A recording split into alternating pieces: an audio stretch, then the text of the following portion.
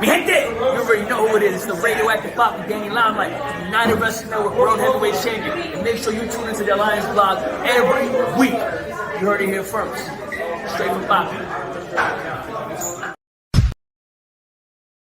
They want NWA? Let's give them NWA.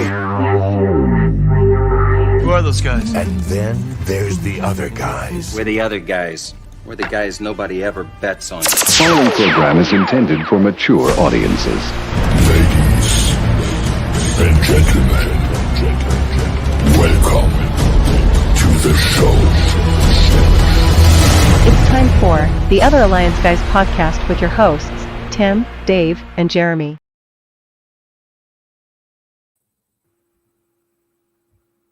And we are not in the stream. There we go, because we're professionals.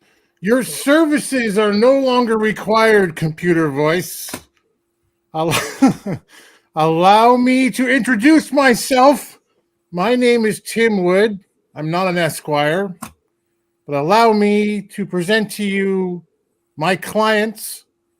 He is the human podcasting machine and the greatest attraction in the NWA fam today. He is wrestling with the MMA. His name is Jeremy. How are you, sir?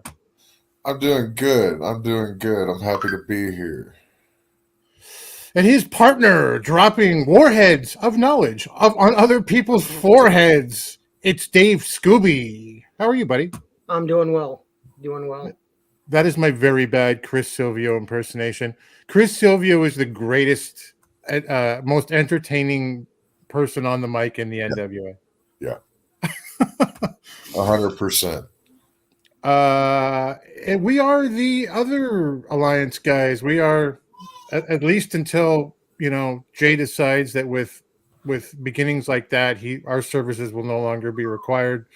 We are a presentation until then of alliance-wrestling.com, your number one source for news and information around the National Wrestling Alliance, United Wrestling Network, and various independents around the world.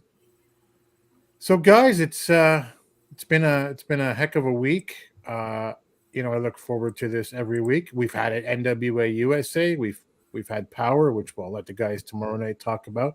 We'll talk about that briefly because we had some, a certain event happen that saw some new champions. Oh, here's the boss, dudes. He's like, dudes, just cut it. That's it. Just unplug from the stream immediately. Hey, Jay. And Willie's here. Willie always with the Tyrus jokes. When Tyrus goes out to eat, there's possibility of a toilet paper shortage. You guys thought it was COVID. It was not. It wasn't. It was all Tyrus. All of it. Every last bit. But we're going to talk about NWA USA today. We're going to do a UWN recap. Jeremy, you weren't here last week. We missed the red carpet rumble, the third part, I believe. Yeah. But we'll talk about Memphis and championship wrestling as well. I don't even think they're calling it Hollywood right now. No, it's presented by CarShield. Presented by CarShield. And Dave's going to talk about, is it time for a new national champion with some things that, are going on, could be used in the Cyon story right now. But last night, guys, we had history made on Power, because I'll put that over here so we don't cover up.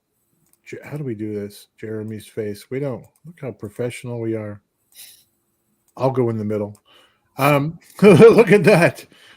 Because we not only had and knew once, we had and knew twice, as the NWA World Women's Tag Team Championship changed hands not once but twice yesterday on Power. Pretty empowered of Ella Envy and Roxy defeating the Renegade Twins to win the belts, only for Miss Kate and just Maddie Rankowski to cash in their championship series shot and take the titles away from them. Dave, what did you think when you saw that last night? I was very shocked, considering the last time we saw those ladies together, they weren't on the same page. Yeah. But I guess championships make everything better. yeah, that's probably true. Jeremy, a lot of excitement just all of a sudden around the world women's world tag team championship all at once. Did you think the quick change was good for the titles and the division such as it is? Yes and no. I would have liked to have seen the Renegade Twins hold on to it longer, but I like the direction that this is possibly going with the women's tag division as a whole. This creates competition that and depth that they kind of didn't have earlier. So I'm excited to see where this goes, and maybe we see another title change next week again. Who knows? Who knows? It certainly stirred the pot up for Yeah. good or for ill, but I had no problem with it. Mike's here. Mike, who may be Matt, who might be Michael, who may be Matthew. That is actually just Mike. Yeah, I loved the past 2 episodes of Car Shield Wrestling. That's a good name for it, actually. Yeah. It's been really great. The past 3 for me were good as well. He wants to discuss something. What do you want to discuss here, Mike? Plus the clip on Twitter, very bad to show Envy changing her stance just to take the axe kick. Okay, I guess it didn't look very great when it went down for one of those moves. Looked very bad. Then they switched the camera angle, use a different clip on NWA Twitter. Well, that's post-production. I mean, yeah, that's a necessity sometimes, I would think. Mike says, Pretty Empowered should have ran away. They would have retained. Yeah, I thought the same thing. Well, I turned to my wife and I said, why didn't Kenzie and Kylie, is that it? I'm sorry. Yeah. Why don't they just charge the ring and interfere and get them disqualified, right? I think we may be seeing them going their own little direction. Yeah, that's true. It's a good point, though. Mike didn't think the Renegades would last. Maddie and the other girl. Oh, Mr. Kate. You know, social media followers can draw more with the groups rather than the Renegade Twins. Well, I don't know if we've seen the last of the Renegade Twins yet. Maybe we have. It's funny though, because on the show before, Joe and Tim and Velvet were saying, the women's division is so hot right now that there isn't even a spot for Maddie or, for Missa Kate. Like, wow, in the women's TV title tournament. That's how crazy it is. And I thought, why not? Well, now we know why not. Yeah. And it seems like it kind of, telegraphed it a little bit. I'll have to look out for that in the future. Carlton is here. Welcome, Carlton. Good to see you, my friend. Jay says, it spoils the women's tag title match that was coming up in the title match network. Yes, it does. Yeah. Jason thinks Kenzie will pursue the TV title. I agree. And I guess that's why they're not together, is because maybe she can go there and do that. But let's not get too much into power. That's Jay's job tomorrow. Let's talk about something, if I can. I'll just lay it out and turn it entirely over to you guys. A question that I threw out on Twitter today that had a pretty good response. 5 changes I thought that the NWA should adopt right now. You know what? I should have probably had it up if I was going to talk about it. But I thought there were a few changes, just a couple of tweaks or different directions that I thought might be a good change, five good changes, or at least one of them might be for the NWA to adopt. So I'm going to read them down to you guys, and I'll throw it over to you guys as we go. And let me know what you think. Any opinions in the chat as well, to the contrary, are welcome. Nobody's wrong here. So my first was only hand-to-hand tags should be allowed. Mm-hmm. Oh, lost connection. Am I here? Yeah, you're here. Okay. Wow. Everybody, all the screens just spun for a second. Either that or I was having a stroke. When I wrote that tag team wrestling has kind of changed over the decades, and now it's sort of degenerated into your partner goes by, you slap him in the back of the head, and that's a tag. It's not how that was traditionally done. It was, it was done hand to hand. This is what the hot tag was built off of, and holding the ring ropes. The reason you just couldn't slap somebody when they went by was because you had to hold the ring ropes. Yep. And I thought that if there was a company that said, no, we are holding our teams to this particular, set of tag team rules, it's got to be the NWA, just based off of tradition to the way things used to be. It's a small thing, Jeremy, but is it worth me complaining about? No, I don't believe so, because that each episode at the beginning of the introduction gets capped off with Joe Galli saying, "This is wrestling the way you remember it, the way it used to be. I remember the rope. I remember the hand-to-hand tag. A back slap was not accepted, and if you weren't holding that rope, you weren't getting in the ring. There's reasons for that." Yeah. I understand that there's a lot of lucha influence that over the years have came in, and in lucha, that's a back slap or just coming in. And a lot of them, they don't even really tag. They'll come in and out, but that's not what this is. That's not what the NWA is. I agree with. Whenever I saw that, I immediately was like, exactly, because that's one thing that just kind of gets under my skin a little bit.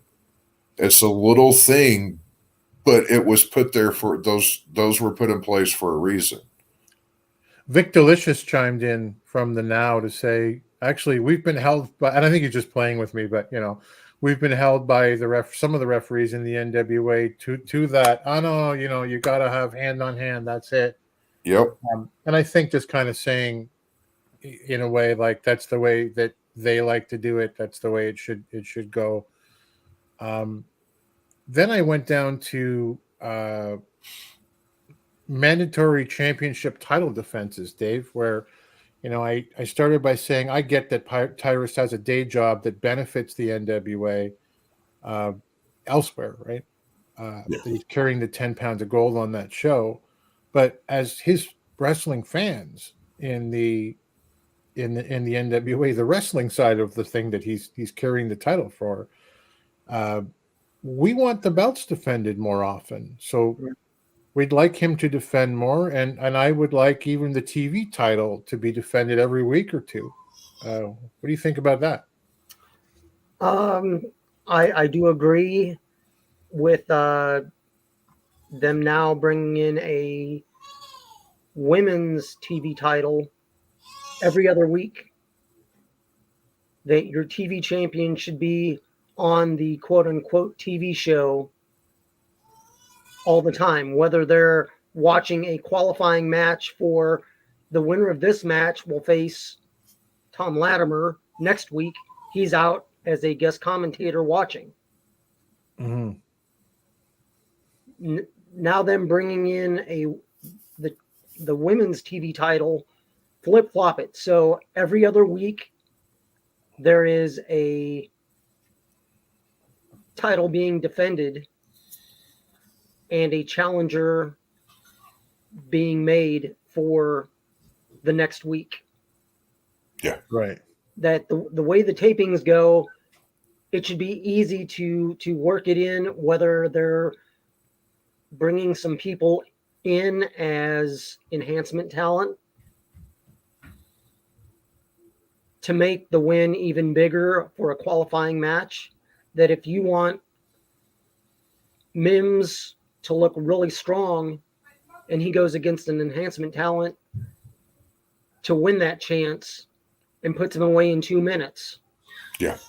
it makes your challenger look even better. Yep. Right. And with them doing the title switches the last couple weeks, it's now showing that it doesn't have to be at a pay-per-view for a title to change, that it can happen anytime. Yeah. And that TV title wasn't even at the pay-per-view, which I thought was cool. Yeah. Yeah. And I mean, that's one of those that a TV title should be just that. Don't have it defended at a pay-per-view. Right. I'd hate to pull Tom off of a pay-per-view, but if he's going to be there, have him be there for Camille. Have him get a quote-unquote manager's license so he can escort her to the ring. We got to talk about the manager's license at some point, but yeah. Right. Oh my But God. it's one of those things. If it's TV, it's TV. It's not a pay-per-view title. It's not a internet title. It is a TV title. So use it just for the TV shows, and only if the title is either given up or there is a new title and they're working a tournament to get a winner like they're doing with the women's. That's the only time I think they should have a TV title on a pay-per-view. Yeah. Is when they have a finals.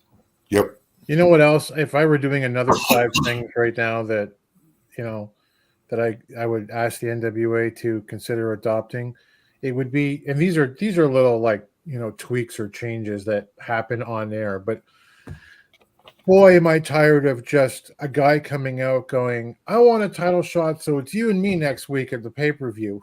You're not the boss around here. Like, I don't, you know, like it. If it makes sense if you're Homicide and you go, I want Cyon, and I'm going to rip this place apart until someone signs that match right now. But that didn't happen. It's just, I don't like you, Austin Idol, or your son. Like, that stuff bugs me.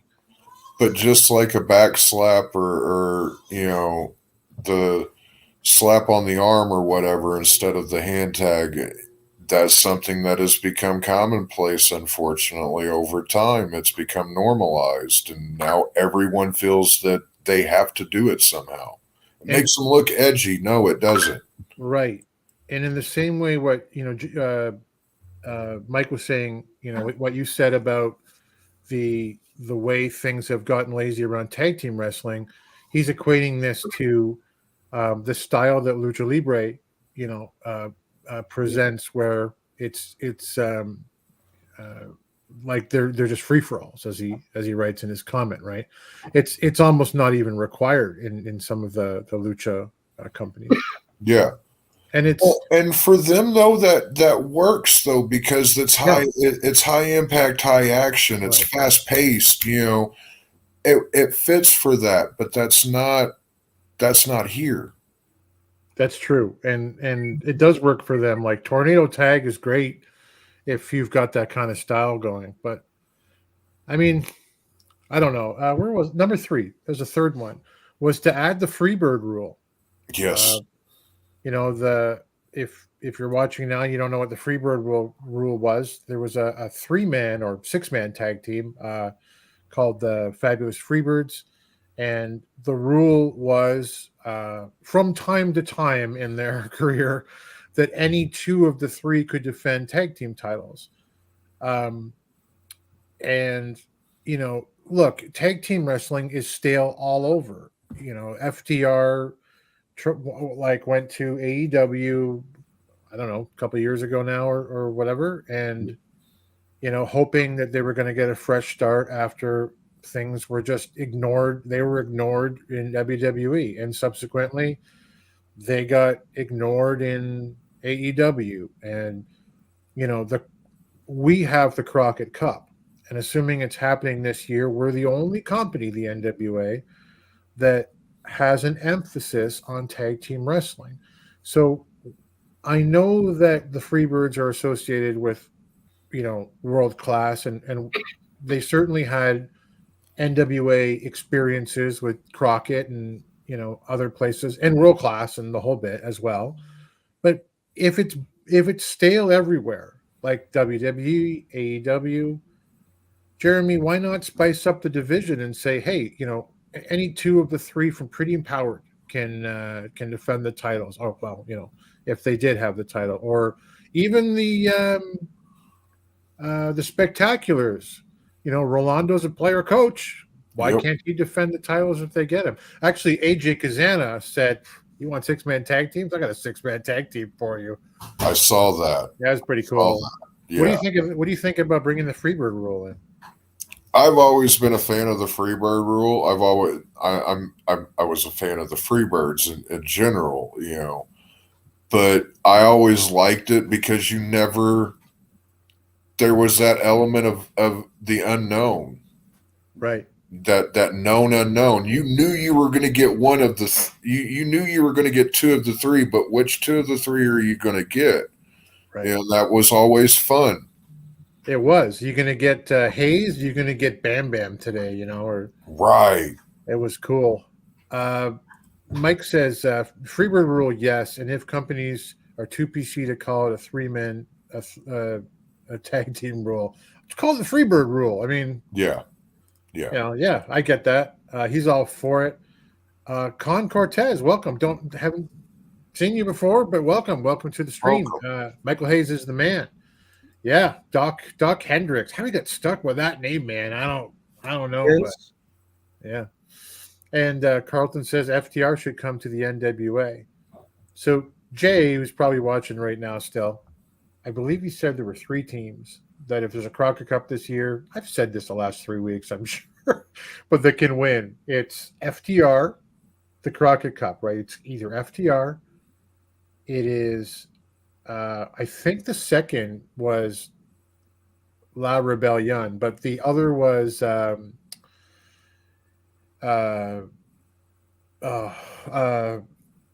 why am I forgetting the Pews? The Briscoes, Mark Briscoe, and whoever he decides who his partner is, right? Yeah. Jay Lethal, probably. And I would love to see them come. And that FTR would love to go to the end of a Crockett Cup. None of us would care that it wasn't an NWA team in the finals if it turned out to be, Mark Briscoe and I don't know, Jay Lethal against FTR. We would mark out like crazy. Oh yeah. Willie says the sons of Kevin Von Erich. Oh yeah. I'd love to see the Von Erichs in there. I'm pretty sure their contracts come in due soon. Yep. Carlton says Hayes was a great talker, but a horrible worker. Yes. That is correct. Anyway, 2 more, and then we'll just get on to NWA USA. One was the fourth one for me was change the 6:05 time limit on the TV title matches.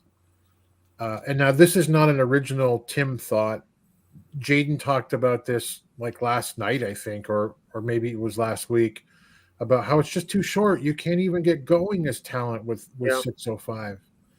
Yeah. And like Dave, maybe 10 minutes for TV and 15 minutes for a pay-per-view if you've got your TV title on a pay-per-view, which I don't think any of us really want. But like 6:05 it's fun for us to start at 6:05 because of what that means. Mm-hmm. But like the real downside for it for me is that the loser looks weak when they're beaten 5 minutes. What do you think, Dave?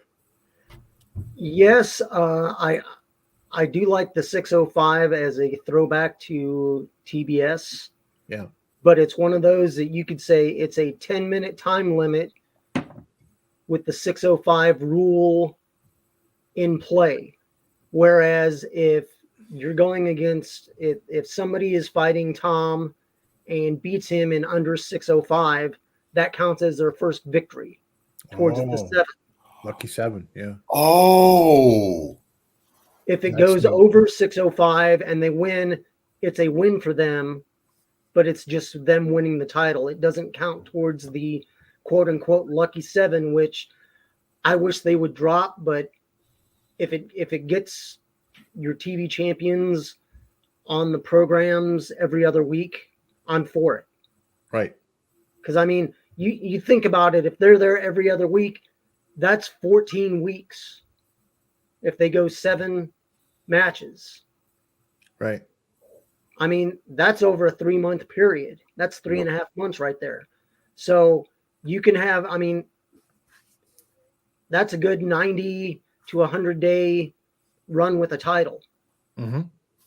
So it's good, but I mean, I'd like to see it moved up to 10 just to give them a little momentum of keeping the storyline or the actual match going. But if they should win in under 605, throw them a win. Yeah. Add that win onto their lucky 7. If it's not, it's a win, but it doesn't count. You're starting off at 0. Right. I like that. Yeah. I really like that a lot. And there's been people chiming in like with suggestions like make it 10:05 if you like the 05, right? And Right. you know, it's like there's some different thoughts out there, and yeah, I think that's amazing. You know, James Bell is even saying right now one of these changes could we just have entrance music? You know, it was you know, I'm good the way it is, but I grew up with no TV music on the TV taping. Should they have it? They have had it intermittently. Yeah.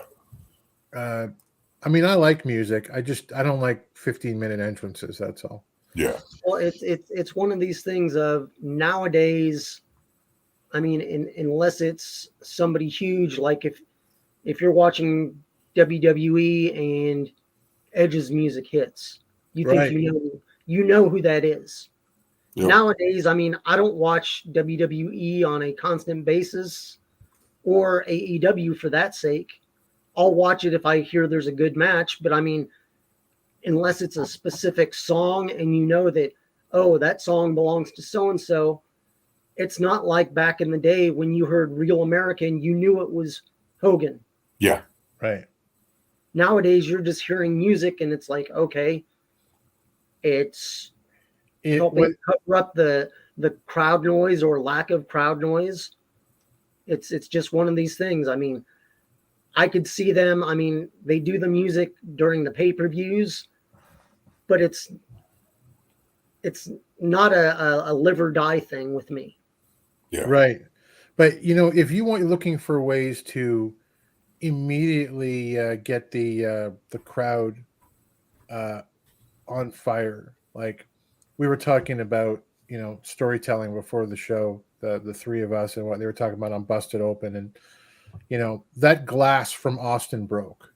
Oh, that yeah. place blew up. You know, it was the same thing with, you know, if you smell, once that, you know, came out, when you heard that, you couldn't even hear the rest of the, you know, what The Rock is cooking, because the people were just, if you can find it, the music doesn't even have to be good. It just have to have that piece to it, right? Yeah. And that definitely amplifies it for me, for sure. Hey, Willie wants us to know that Terry Bam Bam Gordy was a 2-time All Japan Wrestling Tag Team Champion with Dr. Death Steve Williams and a former NWA World Tag Team Champion. Bless you. And what did I miss? Yeah, La Rebellion versus FTR. Yeah, 100%. That'd be a hard hitting match. For sure. Of course, if you add music, people will want fireworks. We can't have fireworks in the studio, but yeah, I don't want that anyway. Music would be okay. My last one, though, was Twitter only gives you 240 characters, so I had to make it pretty direct. But look, back in the day, what made the NWA like kind of cool for me was PWI used to do rankings for all of the companies, WWF and everything else, and you know, you would see, you know, Ric Flair was champion, and then his number one contender, and all the way down to number 10 for each of the titles. And I thought, well, PWI is still around in digital form. They still do rankings. Pollo Del Mar tweets these rankings every month when they come out. Pollo works for the NWA. Why not just marry the two? You can have another NWA wedding. Okay, maybe not. No. Jeremy, where I had said adopt the PWI rankings because it just puts the onus on somebody else to do the work.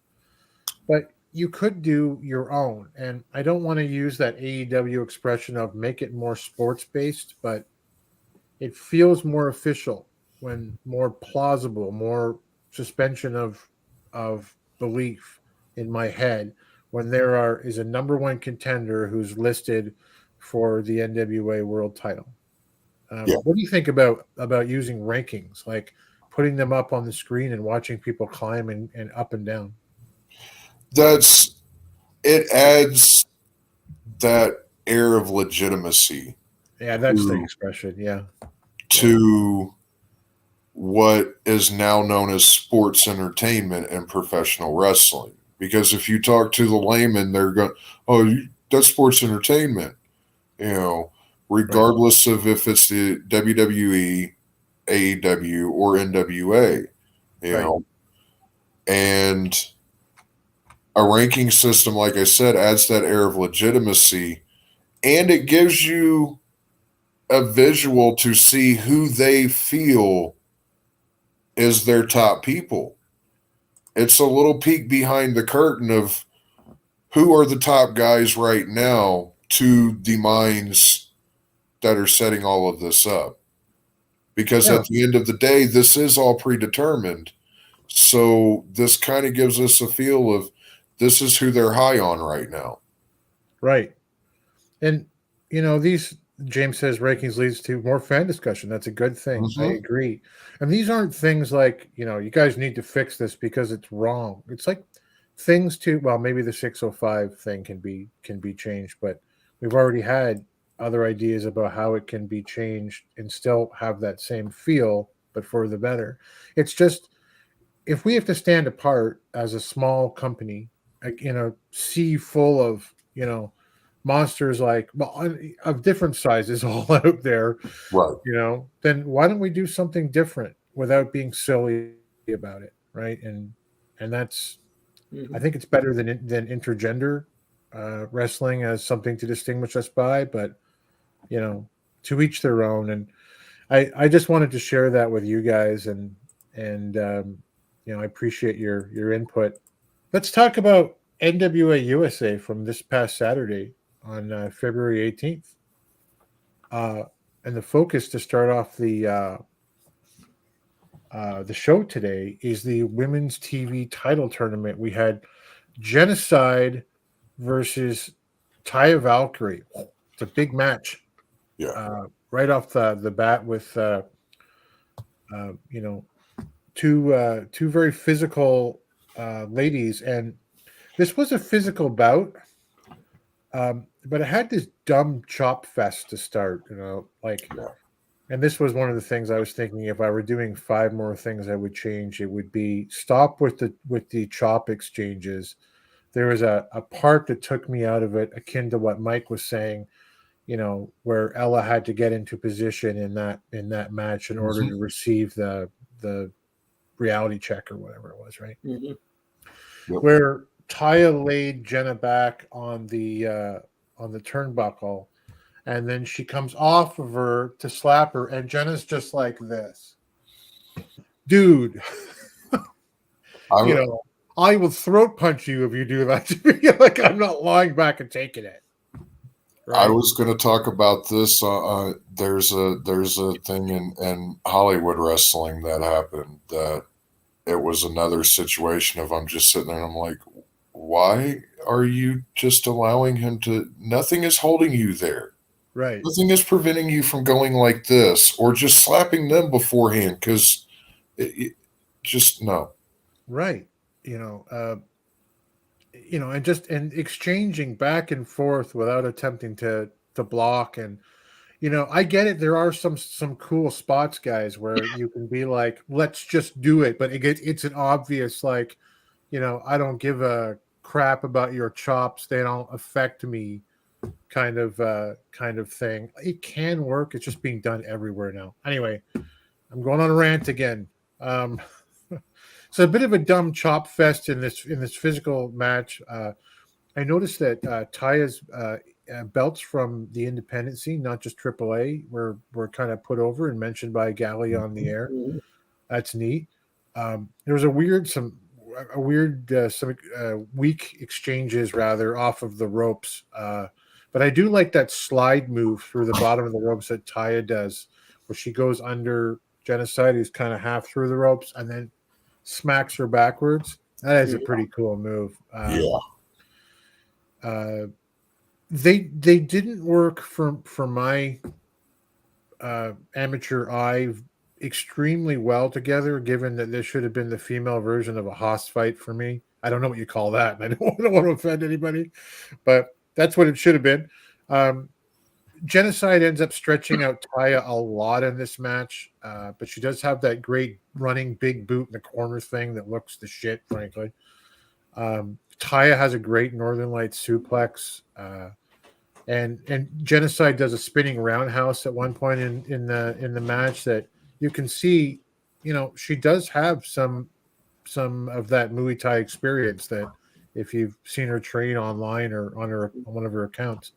But in the end, a tombstone pile driver attempt is reversed into by Genocide, is reversed into a pin by Taya. Jenna kicks out, but Taya just hits her in the head with a knee strike and hits the Road to Valhalla for the win.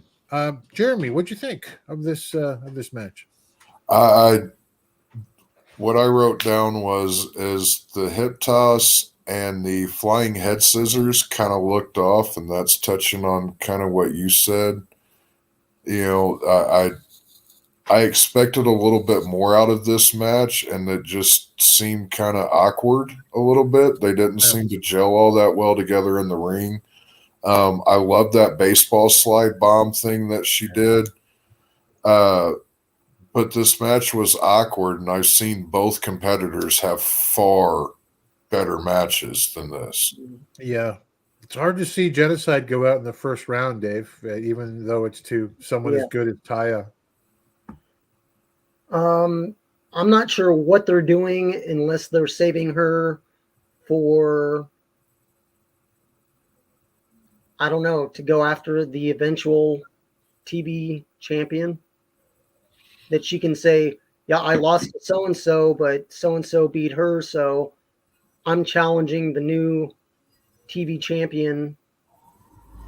They just need to figure out what they want to do with Genocide and build her up, because, I mean, she's been there for way too long to not have done basically anything. Yeah. Yeah. Maybe we should talk about booking for her sometime down the road. Like, remember how Camille started, right? The insurance policy for Aldous. She didn't say a word. Yep.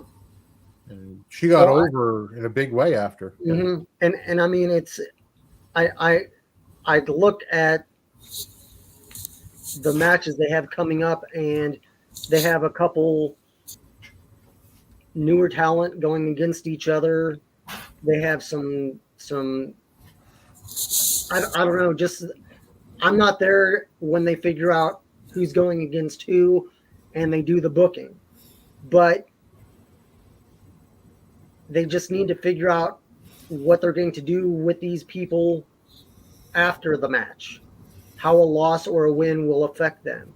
Now, having Taya win, the bigger name won, and her going to the semifinals and possibly the finals of the women's TV championship, it helps build up that title, because she's a champion in 2 other promotions, and who knows what's going to happen after Mexico and what's going to happen after them being in Australia. I don't look for title changes, but who knows? We've had a title change the last 2 weeks on TV. Right. So it's one of those things of anything can happen. I'm going to get to Carlton's comments in just a second. Mike says, Jenna has it. However, it seems now she's only there due to Chris Silvio. That's a good way to get interest for her too. Like, your services are no longer required, Kyle Davis. I am Chris Silvio Esquire, and this is my wife. And like that Chris Silvio rub is worth a lot, I think, to whoever he's standing beside. And I mean, she would be a natural fit into the little stable that he seems to be building up, right? Yeah. She's probably a 6 foot tall, muscle bound, Yeah, I mean, even if they weren't a couple, it would seem like she would be a natural fit for his stable anyway. Yeah. So, yeah. Hey, so Carlton wants to talk about music here. We need music. This ain't GCW or JCP on Saturday morning. Those guys back then was already known and famous in their region. I think he means nowadays a lot of guys in the NWA. Okay, I might have missed it there, but the NWA is really good if it's booked right. We need the music for the wrestlers because we connect with them with the music. Yeah. The guys were made guys. Yeah, man. I agree. I mean, just whatever the modern day equivalent of, hearing that glass break, like we were saying, maybe it's Cody Rhodes's, there's more than one royal family in wrestling or whatever it is, or Cult of Personalities opening riffs that, ripped through an arena for Punk when he was wrestling, whatever it is. I don't know. In my Borat voice, my wife. What? My name is Chris Silvio, and this is my wife.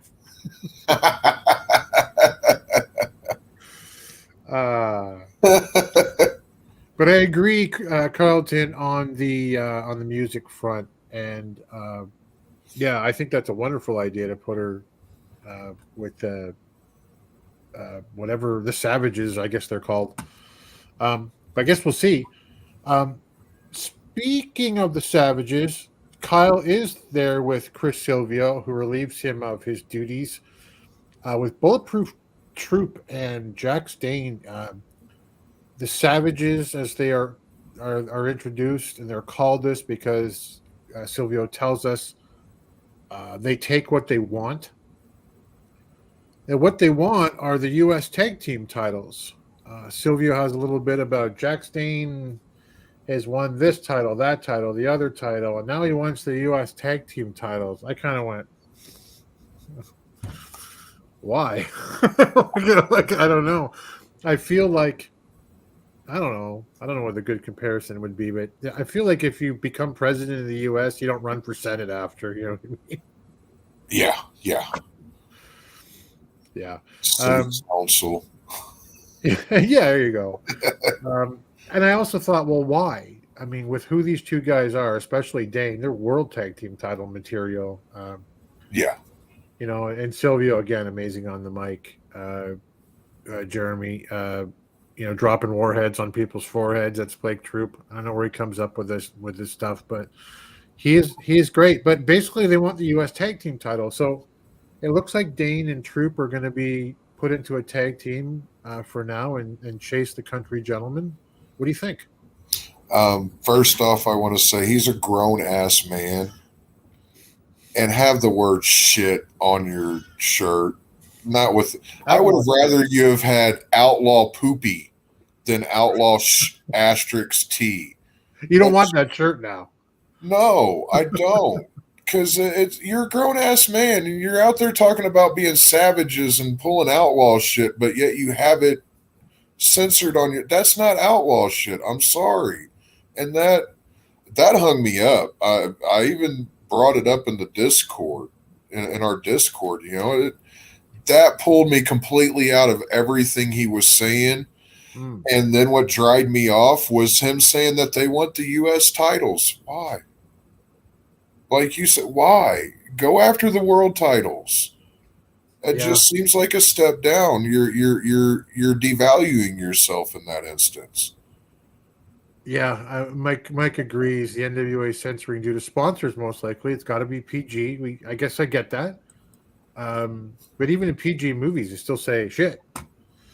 And also, I think Kyle should have stood his ground and held on to his microphone. I think he could take Bulletproof Shirt. Just saying. I mean, I highly doubt it, but sounds good. I think it would be a fight. Look I can't take Kyle Davis. That guy's jacked, and he knows what he's doing. But it's Bulletproof Troop. I think he could probably kill everyone in the arena. Hey, I'm just saying, when it comes to a fight, low blow goes a long way if it needs to come down to it. Mike, stop it immediately. I don't doubt it, but we are men of peace around here. He can take Kyle Davis. He's almost crippled. All right. Well, I'm sad to hear that, but we are creatures of peace, fans only. We stay on our side of the barricade. Hey, Dave Carlton says in his opinion, it's sad with Jack Stain. The guy's a star right there. He was good with Crimson, and I think he's talking about probably previous to the Lightning One era. If he was to go for the championship, it should be the World Tag Titles. What do you think? Yes and no. Jax can handle going after the world titles, the tag titles, but he's new partnering with Blake Troop. And just a couple weeks ago, they had that match, and there was just miscommunication that this is a new tag team for him, and even though he is an established wrestler, it's a new team and it's a new beginning. So why not start off? Because unless the Fixers are going to come back and want to get those U.S. titles back, build up a couple other teams besides the Spectaculars. Right. That they're just basically used as enhancement talent right now. Build up a couple matches and have them go after the U.S. titles. It helps build your current champions. And then down the line, it could be one of these things of, I'm trying to think who it was in the WWF years ago. It was was it Power and Glory, Hercules, and right, yeah, Paul Roma that they did the Power and Glory thing, and Hercules would go in and he was the bigger of the two. He did all the power moves, and then you had Paul Roma going in and doing more of the ground and pound and some wrestling stuff. Right. Jax is the bigger of the two size-wise. He has the experience. He can do the wrestling and have Troop go in there and do some of the MMA-based moves. Right. But also have him in and out. That he's in there for the least amount of time, just to inflict some pain and then tag out to Jax to do more damage or the finishing move. Right. Yeah. But it's one of these things. If you're going to put them in the U.S. tag team title scene, though, I don't know. It still seems beneath Jack Stain at this point. Yeah. But, yeah, hey.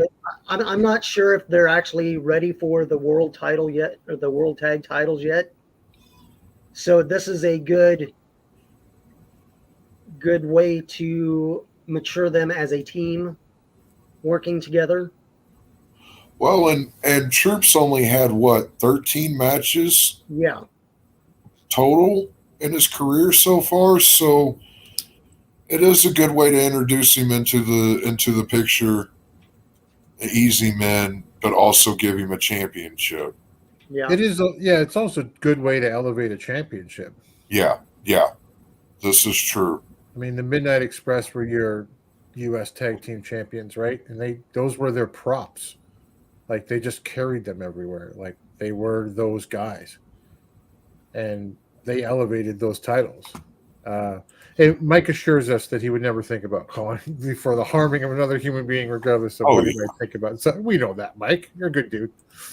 We're just playing with it. Yes, it seems beneath them getting the U.S. Tag Team titles, but someone has to be the pro with troop team or no team. Plus, they are a pro team death proof. Oh, right. Yeah, bulletproof. Yeah.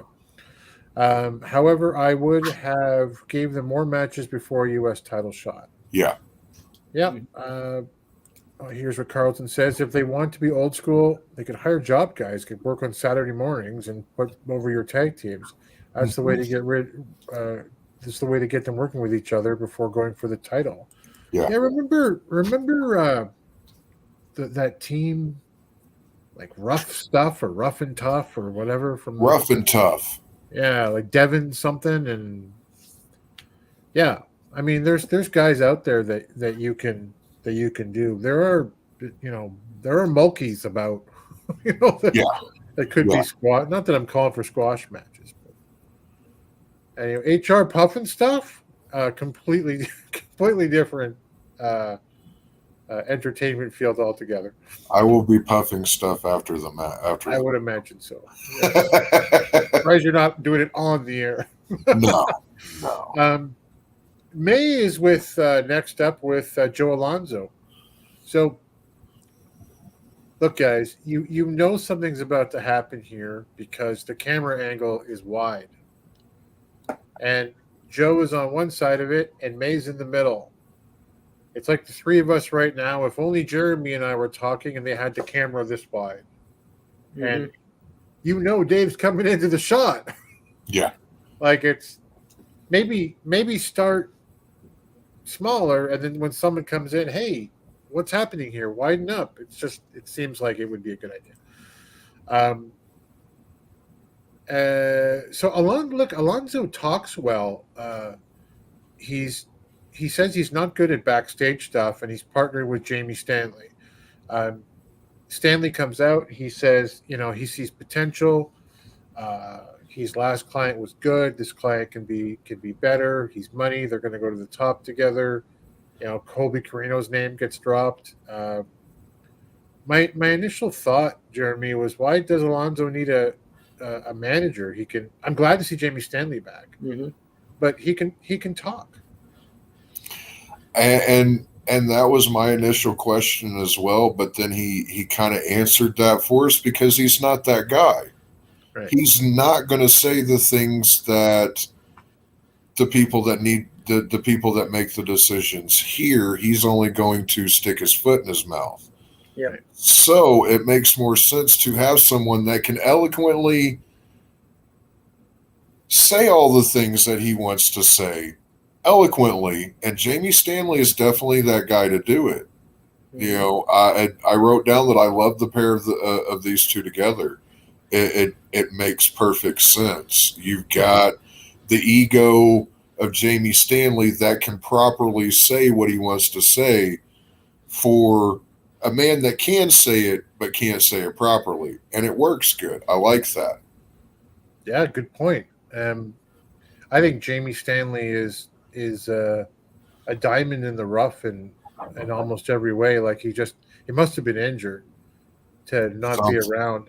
He looks great. He's decent in the ring. He talks like anything. What do you think, Dave? I had the same thing. I just bunch of question marks. Why? That Alonzo can already talk, but it's almost the difference between a freshman and a senior. A freshman is, everything's shiny and new, whereas a senior has been there and has experience. Yep. That Alonzo can talk, but his talking gets him into situations that he may not be able to handle, whereas basically Stanley can BS his way. Yes, sir. No, sir. Yeah. He can you he can use it to his advantage. Yeah, But makes he's sense. not putting his foot in his mouth when he's talking. He's basically saying, "Eat shit with a smile." Yeah. Right. Yep. It's like we're getting this match. It doesn't matter what you say, but I'm going to ask you, and when I'm asking you, I'm telling you we're getting this match. Yep. Right. And if you get this reference, everybody, which I agree with, it's Oscar Madison and Felix Unger. Yep. Then you are old like we are. And it is very very accurate.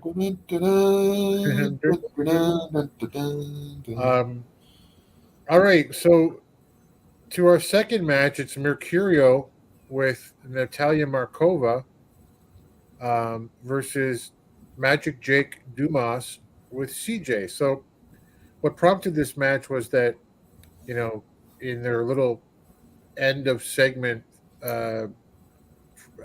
encounter from the previous week, CJ knocked herself onto the mat and made it look like she was shoved. Brilliant. She went Eddie Guerrero and like, hey, guy, push me. So Jake comes out hot, like from the back. There's no,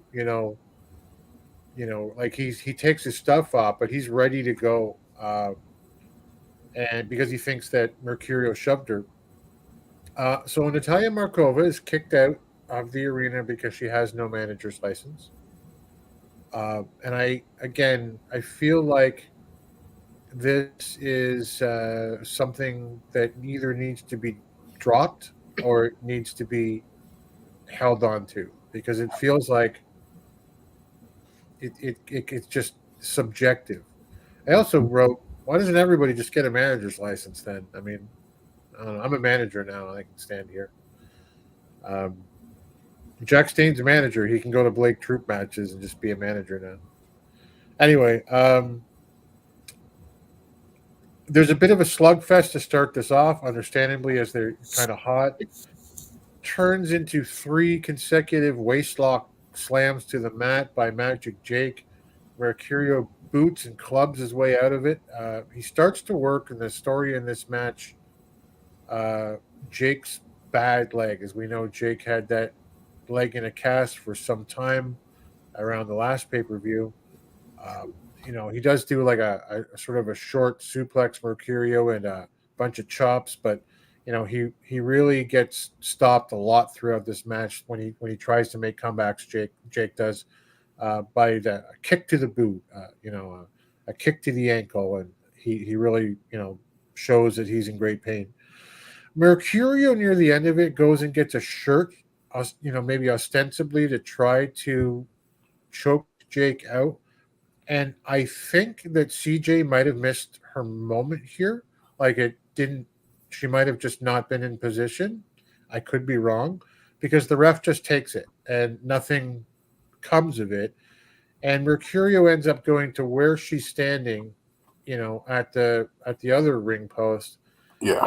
Climbs up it, and she kind of distracts him as he goes up the ropes, and Jake recovers, hits a tombstone, and pins Mercurio. He's going to blind him at the end, but he escapes. So, Dave, what did you think of the match? The match was a little wonky. There seemed to be either miscommunication or them being out of position and not in the correct area. But I mean, I'm glad to see Magic Jake and CJ back. Yeah. And I mean, if they are planning on doing the mixed tags, the only reason I'm happy to see them do the mixed tags is to see Christy Jane back in the ring actually wrestling. Right. But I mean, it's one of these things of, I work with music and video all the time. Now, I can scrub lyrics or change them. If people aren't where they need to be and you're taping, you can do a quick edit and do a camera change or something that if somebody's not in position and it just eats up 30 seconds of a maybe minute and a half spot, go in and scrub that out. That do a hard, quick change. That's why they usually have 2 or 3 cameras running at any time, that they can always pan out and zoom back in if there's a missed spot or someone is out of the way or not in the correct position. But it's one of these things of just do better. Yeah, do better. That's just if you're recording something and then you go and watch it back, watch it all the way through. Don't skim through it. Sit and watch it like an actual consumer would watch a TV show or a commercial or whatever. See if it makes sense that when you're doing editing, that if they're editing a show, sit and watch the show when it's done to see if there's any pieces that you need to adjust, or hey, they said this or they were supposed to do this. Tighten it up and make it look as clean as possible. This is what editing is. This is why they have continuity managers in movies, and it's why they have editors. And yeah, I agree. Jeremy, you think any different than Dave about the match? No. I like Magic Jake. I like CJ. I like Mercurio. I like Natalia Markova. But this match wasn't. It doesn't have me invested. It was awkward and wonky, and it just didn't deliver anything other than the fact that Magic Jake and CJ may possibly be getting included into the intergender division with Mercurio and Natalia Markova. So we may get to see CJ Christy James wrestle in the NWA finally. I was just thinking, because when Jay like a while ago had tweeted at her, are you going to wrestle? And she said, tweet Billy. Maybe that's what we all need to be doing. Go let her wrestle. Yeah, we want to see her, but it'd be fun, when on the Alliance guys from last week, they were saying who can take Camille, and like, would you even take the title offer right now? Who's ready? He came up with some names like Deonna Purrazzo or Lindsay Snow, or wouldn't it be kind of cool if like, oh, CJ wants a title shot? You got to be kidding me. Oh, okay, let the magician's, assistant do it. And then here she comes. And just runs roughshod. She's so good. A clinic, just puts on a straight clinic because she can. She can, yeah. She's good. She is good. We're backstage with May with Kenzie and Kylie Page. So May says to Kenzie, you switch responsibility for getting the world tag team titles to Roxy and Ella. Are you leaving Pretty Empowered? And she says, go pound salt, basically in her way. I'm the boss. I'm giving them opportunities, and that's the way it's going to be. And her sister, who is exactly like her in her presentation, that's not a bad thing. Or she says, it makes sense to have the hottest sisters in the NWA because it's a historical place. That's a. I want to say this properly. That's a dumb thing to say, and it's the perfect thing to say at the same time. Like it's something a mean girl would come up with, right? Yep. Jeremy, what did you think of this segment? I enjoyed it. This is exactly what I would expect from the two of them. They have that snarky, mean girl type persona going, and Kenzie has got that heel down pat. bringing her sister into the mix and moving them away from Pretty Empowered for a little bit makes sense at this point, or have them go after the women's tag title would be an interesting little swerve as well. Right. You know, just I'm done with Pretty Empowered completely. Right. You guys won it and then immediately turned around and lost it. Without me, you guys are nothing. So why should I even waste my time? Yeah, that's an interesting perspective. Mm-hmm. Dave, I liked having the first time I've seen Kylie in front of a camera, at least in that aspect. I thought she was pretty polished. Yeah. Oh yeah. Yeah. Do you know her? Or? I saw her when they had the live power, and I had no clue who she was. Then I heard who she was, and I looked her up. She also trained under Dr. Tom Pritchard and Glenn Jacobs, so she is local to the area. It's one of these things of they can do it as all Pretty Empowered, or they can split off and be a sisters team, being that the Renegade Twins, their sisters, they can end up having a battle of who's the best. Right. You guys are twins, but we're tighter than twins. We're sisters. Well, it makes sense, but it doesn't make sense. Yeah. It's one of those things of it's one of these things that you say as a snarky with an attitude of we're better than you. We just haven't proved it yet. Yeah.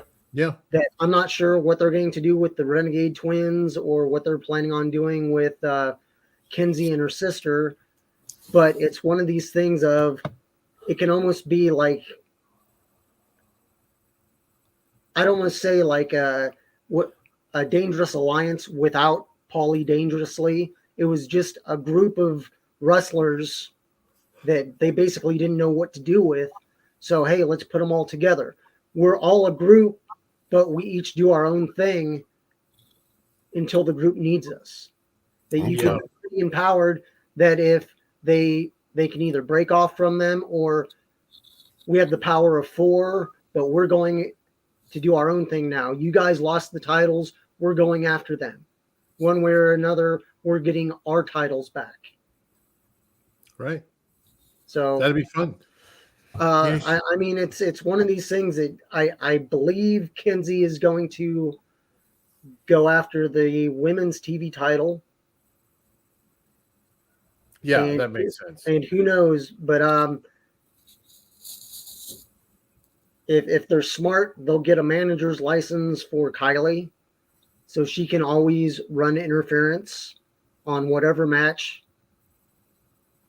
she's acting as a manager, whether it's Pretty Empowered or for her sister. Right. But I mean, there's so many different ways that they could go. Yeah. No, I haven't thought about the Dangerous Alliance in years. What a great group. They didn't last very long. No, I mean, they were like, what, 6-8 months around, something like that. But I mean, look at everybody that was in that group. My God. Yeah. Arn Anderson, Larry Zbyszko, Steve Austin, Medusa. Yep. Who am I missing other than Paul E? Pillman was in it, wasn't he? No, I don't think so. I don't think I'll have to look that up. Yeah. I feel like we're missing one person though, but remember those were the days they Paul E had the long ponytail and the big brick foam that we used to have. Yep. Yeah. Oh yeah. That was great. I have to look that up. We do, however, get one more match tonight. And it is the Country Gentlemen versus the Spectaculars, joined by Rolando, who has a manager's license. Again, why doesn't everybody? For the United States Tag Team Championship. They have both belts. The Country Gentlemen do. As our announced team tells us, because they're representing the transition between the two belts. I thought that was a good reason. I'm like, they have to give some explanation for what's going to happen. And I thought it was okay. They got both belts. They're going to have that for couple weeks, and then they'll just stick with their Sheik inspired titles, that the new U.S. Tag Team titles. The gentlemen start strong. I feel like as a tag team together, that they've got something, but they continue to need to marinate a little bit. And U.S. tag team title scene is good. I think good for that. There's a bunch of slams and face rakes, and like I wrote in my notes, are the Spectaculars just automatically heels because they're fighting the gentlemen? Like, I guess, weren't they just faces against the Fixers? Yeah. Anyway, and then the Fixers. Speaking of the Fixers, pro wrestling is fixed.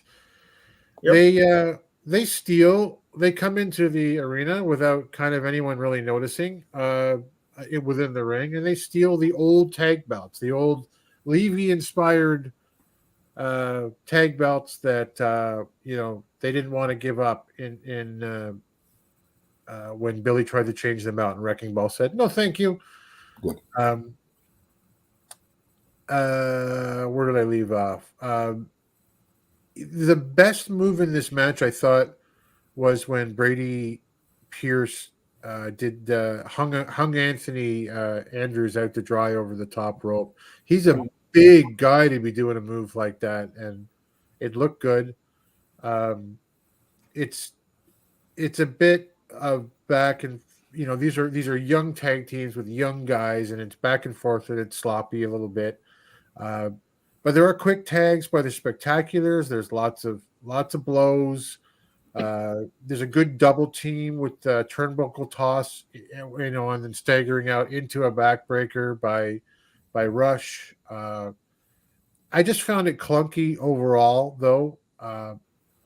With Andrews trying to tag, he finally does. AJ's a house on fire with punches and backdrops for both the Spectaculars. A lot of slams in there. I'd like to see a bit more variety coming in some of these matches, but Rush hits him with a belly to belly. AJ kicks out, and then they rally with, I'm just going to say, a not well executed finisher, and they pick up the win over the Spectaculars. The gentlemen do. Again, they're over right where they are right now, and good for them. They get their belts, and I blame something, not them for this. I don't think, but I don't know if it's direction or camera angles or just the shortness of how much time is left in the show, because we got to go, folks. Unless I'm crazy, they don't seem to notice that their other tag belts are missing. I know at one point when they were stealing, Anthony Andrews was like, "Hey, what's going on over there?" Yeah. But they got their belts out there, and they're like, "Yeah, we're the champs." Yeah.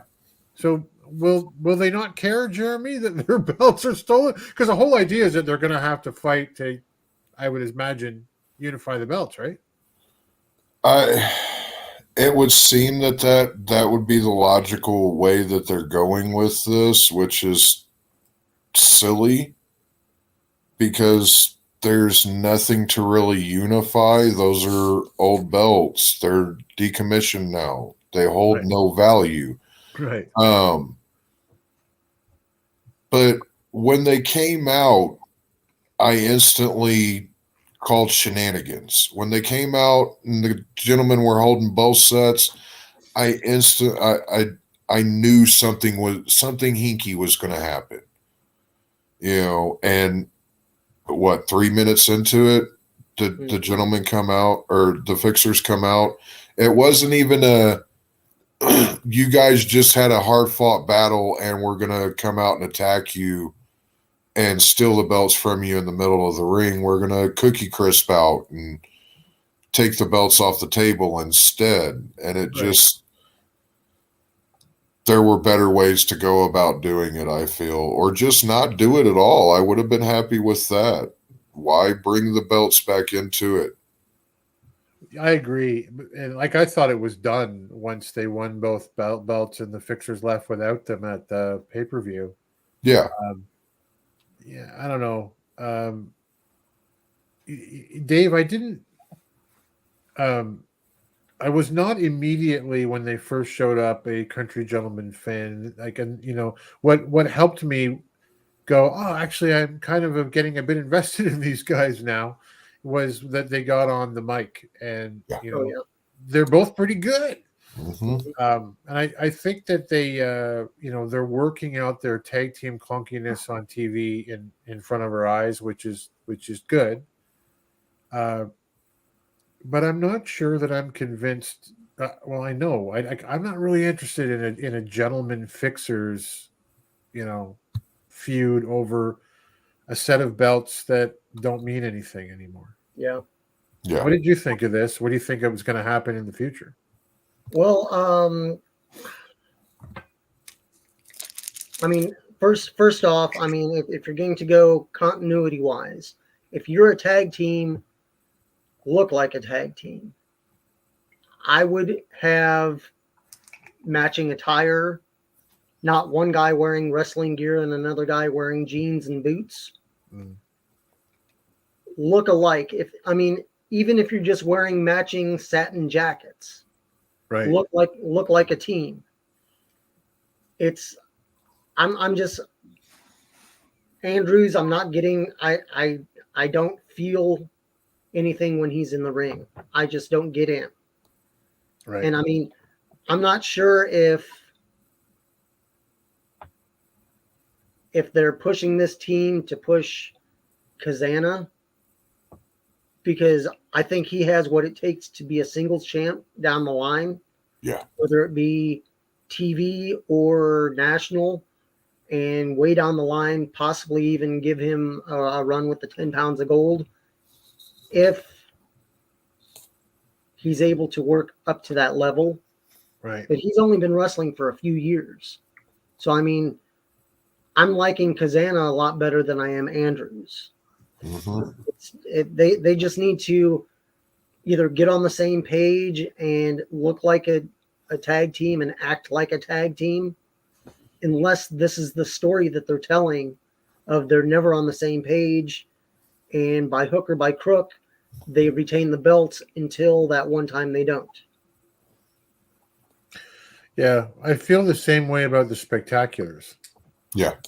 Where I feel like Brady Pierce has the look and is a little more polished than Rush. And I like Rush on social media a lot. Like and I know he hasn't been doing this a billion years either, and he's got so much potential. And this is the level where these guys are working everything out, and we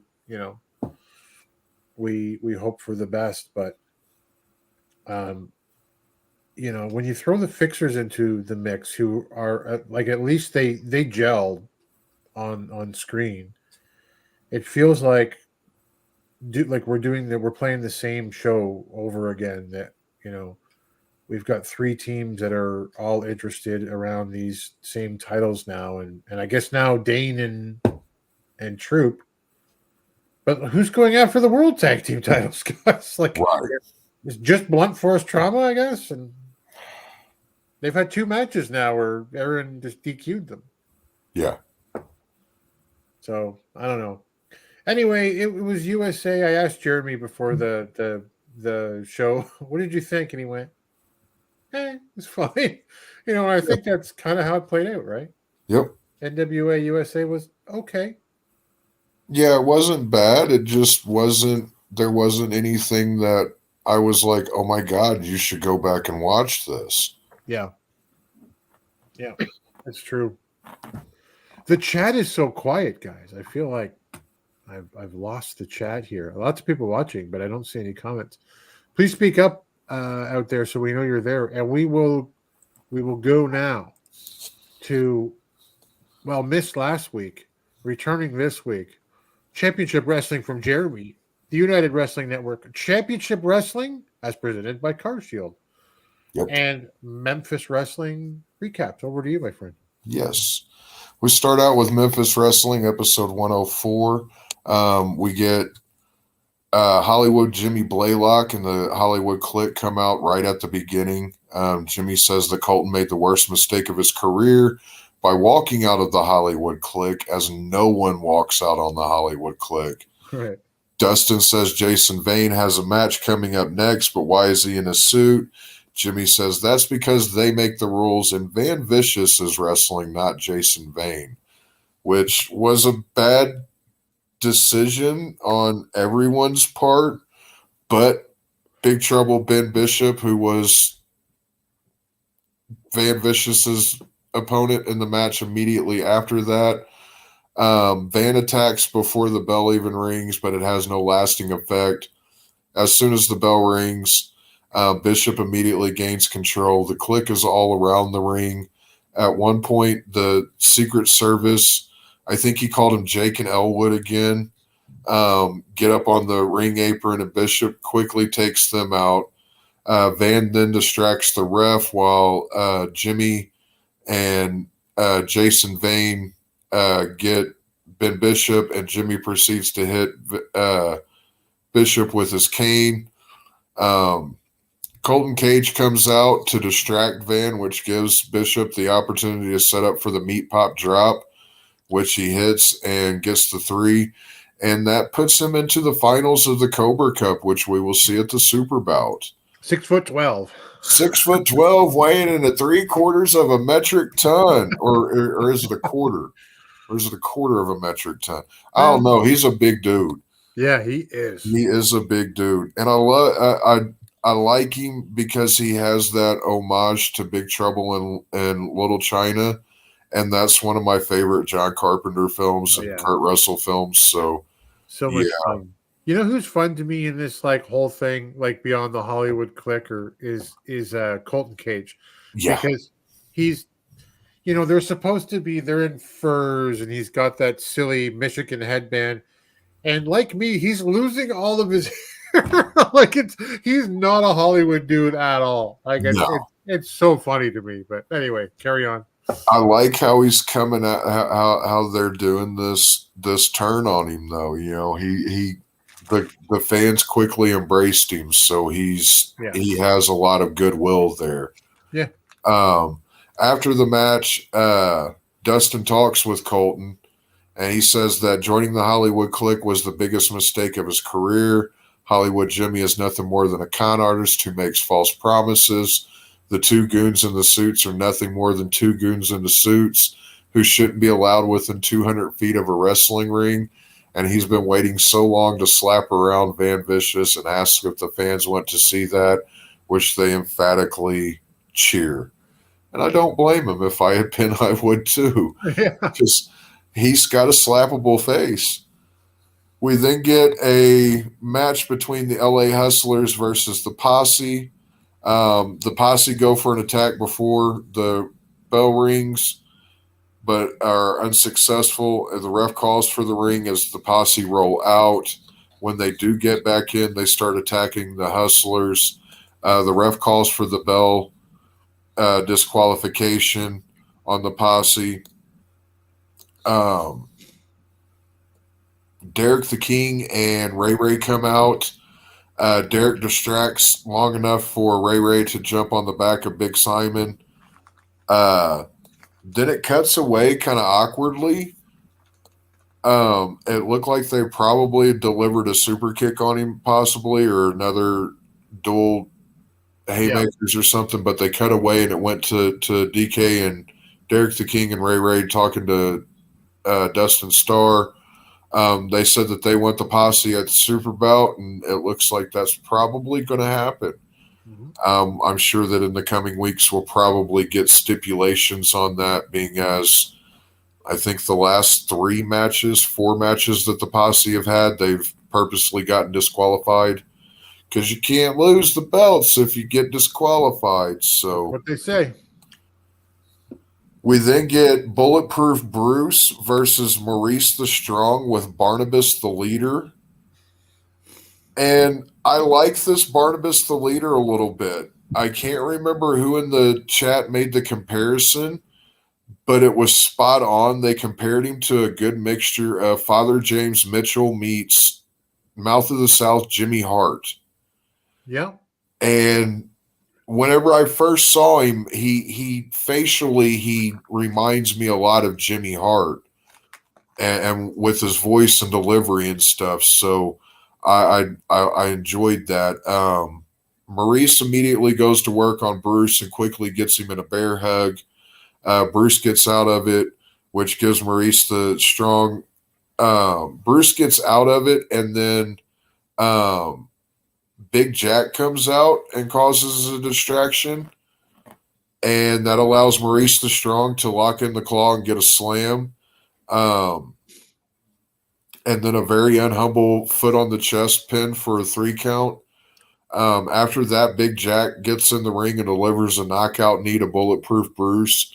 This is going to continue on. Bulletproof Bruce was Brother Bruce whenever they were with Money Mike or Money Mark. Money Mark, that's what it was. And they had a falling out. So we'll see more of those two in the coming future. We then go to another Cobra Cup match between Brother Red with Reverend Ash Taylor versus Uncle Mikey. Brother Red is 6'5" and 316 pounds and wrestles a really good old school big man style match. It's just clubbing blows and chops and headbutts and no big flashy moves or anything like that. Uncle Mikey's able to get in a good forearm at one point and then clothesline Brother Red over the top rope. But as he goes for a tope through the middle rope, Brother Red catches him and smashes him into the ring post. Then Uncle Mikey goes to make another comeback, but as he's climbing up to the top rope, Main Event Bradley comes out and pushes him down off the top rope. This lets Brother Red get in a choke slam and then hit the get a pin for the 3 count to advance to the finals. He will be facing Big Ben Bishop or Big Trouble Ben Bishop in the Cobra Cup at Super Bout. After the match, Dustin talks to Uncle Mikey, and Uncle Mikey says that at Thanksgiving there were some talks. I like Uncle Mikey. And he thinks it's time to call some families. So we'll have some more Skimahorns in Memphis wrestling coming soon. Right. I'm kind of excited for that one. I like Uncle Mikey and his gimmick. So he's one that's grown on me a lot. Yeah, same. Hey, Laying Bricks, welcome. As asked, where can we watch Memphis? You can watch Memphis on YouTube every Saturday it's 11 o'clock my time. I'm Mountain Time, so It's 1 o'clock. I think that's 9 o'clock Eastern Time. Yeah, it's the other way, right? Like I think I see it at 1 because it comes. Oh on yeah, right 1 after, o'clock. Yeah, 1 after Yeah. USA. Yeah. 1 hour after USA. Yeah, just look up United Wrestling Network or Memphis. Yeah. YouTube. It's probably youtube.com. I'll try to find it actually while you carry on. And Yeah. Then we go to the main event match, which was intergender match. James Ellsworth, Matt Williams, and Storybook Prince Gaston versus Mackenzie Morgan, Cassandra Golden, and Nyx. It was an intergender match. I wasn't a fan of it because of that, but it was a good match though. It got Mackenzie Morgan over more and Cassandra and Nyx, which is what it was supposed to do, was elevate them. Ellsworth, as the match starts, it's Ellsworth and Mackenzie in the ring. Ellsworth says he doesn't want to wrestle her just yet. He wants to wrestle Nyx. Nyx proceeds to pants Ellsworth, who then tags in Matt Williams as Nyx tags in Cassandra Golden. Cassandra flattens Matt with a shoulder block and then does the same to Prince Gaston. She then hits a double clothesline on them both, which gets Ellsworth to go into the ring as Williams and Gaston roll out. He attempts to slam Golden but can't. And as Cassandra goes for a slam, Ellsworth slides out of it. He then goes out to the outside at the ring apron and starts conferring back and forth with Gaston and Williams. As they're standing there talking, all three of the women, Mackenzie, Cassandra, and Nyx, go up and stomp on their hands. During the commercial break, the guys gain the upper hand. Gaston delivers some punishment to Mackenzie Morgan before James Ellsworth tags in and starts acting like he did something. There's some back and forth between both teams. Just as it looks like Mackenzie Morgan is going to finally get a redemption on Ellsworth, a hooded figure comes out. That hooded figure ends up being Dangerous Diana Taylor, who delivers the DDT quickly and rolls out while the ref was distracted on the outside. As the ref is getting back in, Ellsworth goes for the cover. Mackenzie kicks out, and the commentary is real quick to note that she's the first person to kick out of Diana Taylor's DDT, which I thought was a nice little rub there. Yeah. Ellsworth goes for the no chin music. Stupid name. Such a stupid name. Mackenzie catches it and does a side slam of sorts for the 3 count, and the crowd goes nuts. And they're completely behind Mackenzie Morgan and Cassandra and Nyx, and this helped lay the groundwork for it. My only complaint this week about the Memphis show was there was an interruption distraction on the ref in every single match. Yeah. And once is fine, twice is okay. Anything more than that, you're overdoing it. And it's something that I'm noticing is becoming a normal in Memphis, and I'm hoping that it stops. I think what happens, and I'm not a booker, but my guess would be that they look at each storyline individually, and go, this is how it'll end, rather than like 1 or 2 or 3 people going holistically, as they say, going, wait a minute, that's the same ending in all these matches, right? Yeah. Yeah. Yeah, and of course it all happens in the same week because it's right before Super Bowl. Yeah. Yep. Yeah. We then go to Championship Wrestling presented by Car Shield. The show opens with a 10 bell salute to Jerry Jarrett. Then we go to Johnny LaQuasto in the ring, and he talks about the Red Carpet Rumble and how Jordan Clearwater turned his back on the Embassy and Invictus Cash. And then he begins to welcome out the winner of the Red Carpet Rumble, who was Invictus Cash, by the way. And Clearwater's music hits instead. Clearwater said it was time to drop the dead weight of the Embassy and wants to prove that Invictus Cash is a loser. Cash comes out and tosses Clearwater over the top rope yet again, and then just stands in the middle of the ring and embraces the adulation that he's getting from the crowd. Right. Another one that the crowd quickly turned and embraced, like they did Colton Cage in Memphis. Right. You know, somebody that came from just a dastardly squad that showed a ton of potential and just maybe got caught up with the wrong guys, you know. We then go to Halston Body backstage with Lord Crew and El Primo Genio Tribeca. Halston says in the Loser Leaves Town match next week, Lord Crew isn't going anywhere, and neither is El Primo Genio Tribeca. Lord Crew says that they need to get rid of Rob McKnight, who is Rob Shit. He has a last name. He has an actual name now. Halston says he has the sweetest insurance policy ever and pulls out a legitimate billy club, police-style billy club, just as Johnny LaQuasto is walking up. LaQuasto sees it, takes the billy club, and says he has an idea for the Loser League Town match. No managers allowed at ringside, so we will have no Halston Body or Howdy Price at ringside for Loser Leaves Town match next week. Right.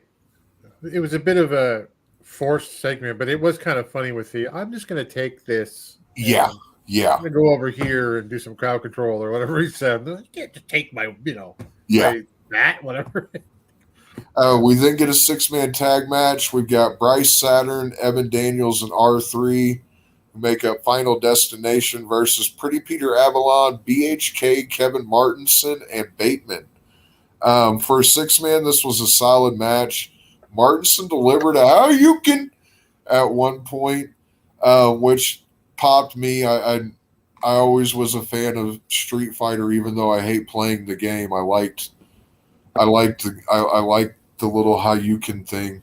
At one point, Saturn and Daniels are an impressive tag together, but there was a spot where we were talking about this, and Bateman puts, I think it was Daniels, on the ropes and puts his arms over the ropes, and the guy just stands there and allows Bateman to just deliver 2 thunderous chops to his chest. And I was like, no.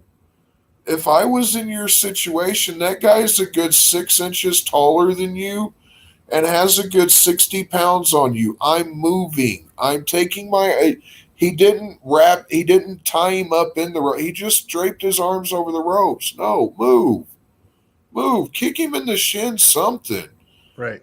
But don't stand there and take that punishment. It's just unnecessary. But it was a good match overall. I enjoyed it. In the end, though, Bateman turned on Martinson and Avalon, and R3 was able to hit the fatality on Avalon for the cover and get the 3 count. They kind of alluded to Bateman may possibly be going after BHK's title, which I'm up for. I really like those 2 guys, and they're both unorthodox in the ring, but have a very wide playbook of moves and that they can go to. So I think that would be a hell of a match, and I'm excited if that's where they do go with that. Mm-hmm. We then get Megan Harmon with Danny Limelight, Slice Boogie, and Papo Esco, the Bodega. Danny says the Red Carpet Rumble was a historical event, but he can't sleep. He's got Bad Dude Tito waiting, and he's got Clark Connors coming up. Boogie says Papo has Clearwater coming up next, and the Clearwater is not a bum. Papo says he is a bum, and you guys just kick back and I got this. And then goes out to have his match solo dolo. Yeah. Clearwater went for the Midas touch before the bell rang, but Esco caught it. Esco was in control for a good portion of the beginning of the match. Clearwater then drove Papo into the ring steps, face first, and then one more for good measure. From there, Clearwater was in complete control of the match. Clearwater went for multiple pin attempts, but was unsuccessful, and then made a mistake of toying with the Fat Boy. He went for the Midas touch again. King Fat Boy is able to hit the spear right as Esco is going for his finisher in the corner. Clearwater pulls the ref in between them and then uses the distraction to get Papo with a thumb to the eye. And then he is able to deliver the Midas touch finally for the win. It was a good, solid match all the way around. After that, Slice Boogie came out, kind of, reassured Papo Esco. I'm not sure where this may go. I think they may be doing something here. I'm not sure. But it just kind of felt like this may be leading to something further down the line with the Bodega internally. Right. We then go to Levi Shapiro and Rob McKnight, who are in the back trying to recruit Big Hoss for their upcoming Loser Leave Town 6-man match. Johnny tells them that the managers are banned from ringside and to watch out for Halston, and that Rob has endeared himself with the fans and the area, and he'd hate to see him go, although he's not sure where he'd go back to. And that's when Rob informs everyone that he's from New York City. And then Big Hoss says that they need to get a rope. Ha, ha, ha, ha, ha, ha, ha.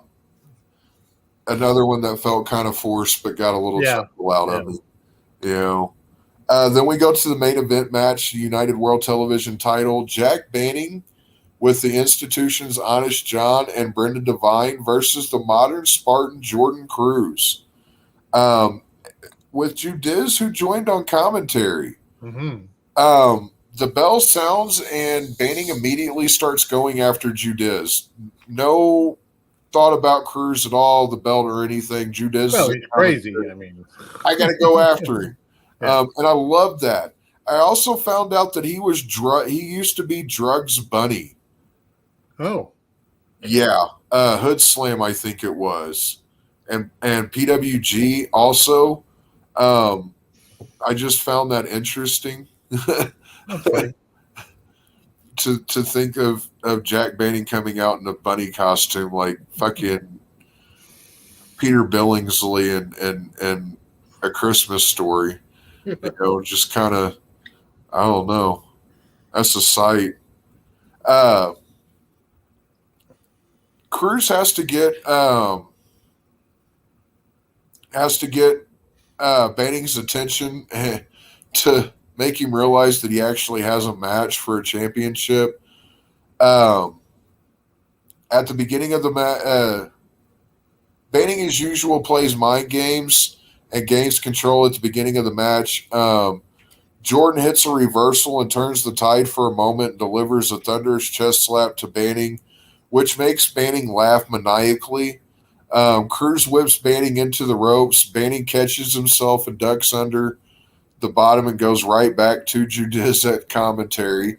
Cruz again has to get Banning's attention, at which point he goes for a Titan driver. But Banning's able to reverse that. Banning's very unconventional yet methodical and calculated. He goes for a pop-up cutter, but Cruz reverses it into a backslide. Banning kicks out of that and goes into the guillotine. Cruz is able to reverse that into a suplex. And the commentary is real quick to note that no one had successfully gotten out of the guillotine up until that point. Cruz hits the Olympus Slam, but Banning kicks out. Cruz then goes for the Titan driver again. Banning rakes the eyes, and then Cruz clotheslines Banning, and they both go over the top rope to the floor. Cruz goes for a Titan driver out on the floor. Banning gets out of it and hits a big boot. Judiz gets up and goes to help Cruz up, only for Cruz to shove him to the ground and tell him that he doesn't need his help. Cruz then hits a crossbody only to get a 2 count. Cruz and Banning start trading slaps, and then Cruz hits a high running knee and tells Banning that you did this and I'm going to end it. Banning is able to hit the pop-up cutter, setting up and locking in the guillotine again on Cruz, who fights valiantly but only for a moment, and in the end, and new United Wrestling Television champion, benevolent Jack Banning. Yeah, he looked legit happy. Legit happy. Not Thorazine Shuffle happy, not medication time happy. Legitimately, I did something. I accomplished a goal. Things are going my direction. Yeah, and then everybody holding their arms up. Yeah. Yeah. Just cool. a great visual there at the end with them holding their arms out and everything and Banning. This is going to be an interesting championship reign, I feel. And I think it could have some longevity. You know, he's established himself and he's been there for a while now. And it was time for him to get some gold. So I'm hoping that he does get to hold on to it for a while, because I really like what he's doing with the institution. He's pretty cool. The only thing that detracts from me is that he reminds me of Billy Eichner from Billy on the Street, and I keep wanting him to he doesn't look like him. For some reason, there's something there that I keep expecting Jack Banning to, come up to me and start screaming and hold out a microphone. But anyway. I think, but it would fit with the character, though, right? It probably would. Yeah. But that was my UWN report for the week. Awesome.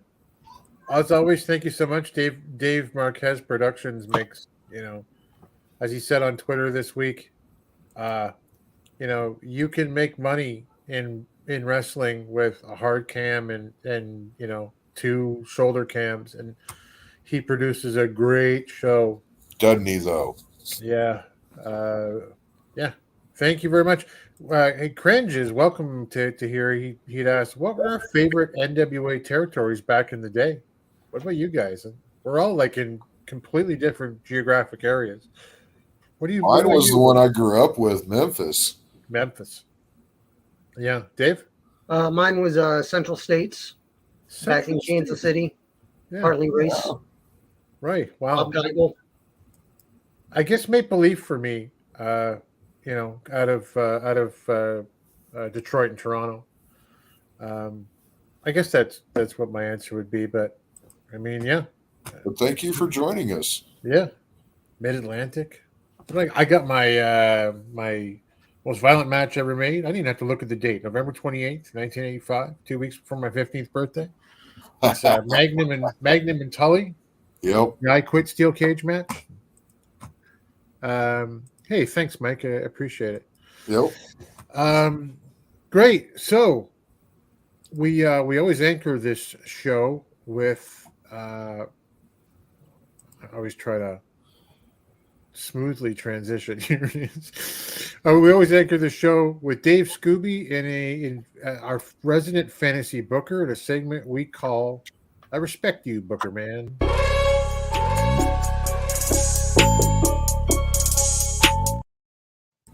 And Dave, today you're talking about Cyon's about to pass Austin Idol. I'll let you explain all of that. Is it time for a new champ? What do you think? Not quite. Okay. Thanks, Dave. That was a great report. We'll see you later. Not quite. He's currently today is 179 days. Austin Idol was the first NWA national champion based out of Georgia. And his first reign was 221 days. So 42 days, and he will be there. And that's just a couple days shy of Chicago 312. Interesting. So it's right before the Chicago pay-per-view. So we'll see what happens. Now, Cyon has held the title for 179 days, just under 6 months. He's had 8 defenses in and out of the NWA.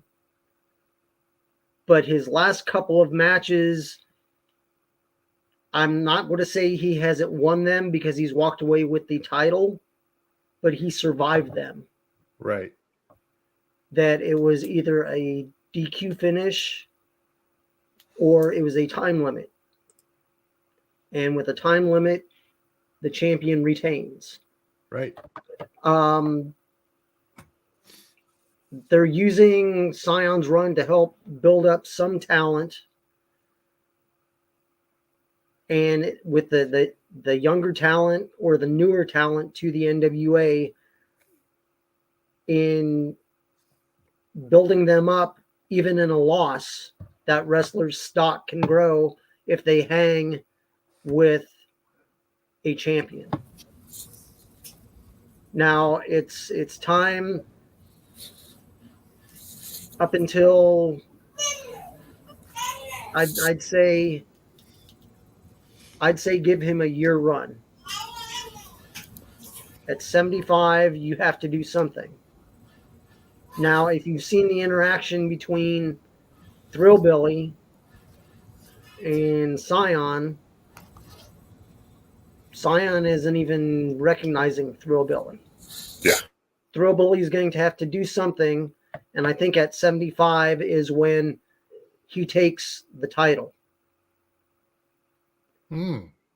It's one of these things that, in the meantime, push either like Judas, who is going to have a battle this coming week with Thrillbilly, push some of the talent that are having, I'm not going to say issues, but having that they're almost caught in the middle in between Cyon and Thrillbilly. That if you have Judas go up against Thrillbilly, why not have Judas go up against Cyon? Possibly also throw Odinson in.